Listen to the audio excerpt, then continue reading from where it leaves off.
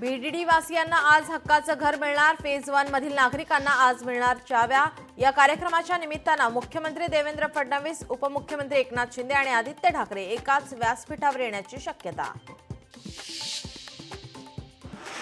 Coastal रोडच्या 5.25 kilometre लांबीचे विहार क्षेत्र 4 पादचारी भुयारी मार्गाचे आज लोकार्पण। मुख्यमंत्री देवेंद्र फडणवीसांच्या हस्ते होणार लोकार्पण। आगामी मुंबई महानगरपालिका निवडणुकांच्या पार्श्वभूमीवर मनसेत बैठकांचा जोर। आज राज ठाकरे यांच्या उपस्थितीमध्ये मनसेच्या शाखाध्यक्ष, उपशाखाध्यक्ष, गटाध्यक्षांची बैठक।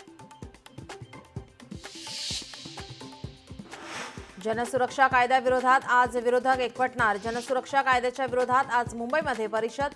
शरद पवार, उद्धव ठाकरे उपस्थित राहण्याची शक्यता।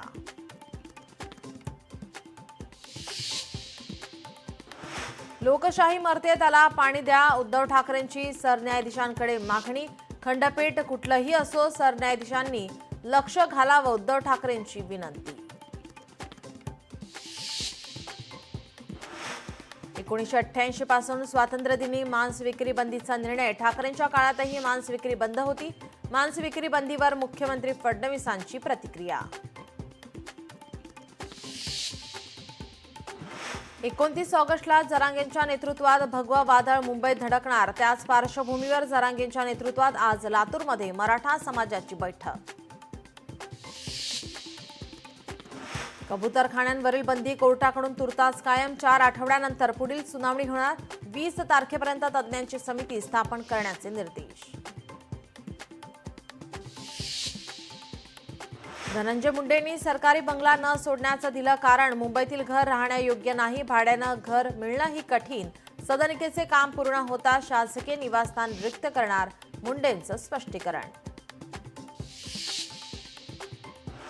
पुढील 3 ते 4 दिवसात पावसाचा जोर वाढण्याचा अंदाज। मुंबई आणि आसपासच्या उपनगरात पहाटेपासून पावसाच्या सरी। आयसीआयसीआय बँक अखेर नमली। मिनिमम बॅलन्सच्या निर्णयामध्ये टीकेनंतर बदल। नवीन खात्यांसाठी किमान 50,000 रुपयांची शिल्लक ठेवण्याची अट रद्द।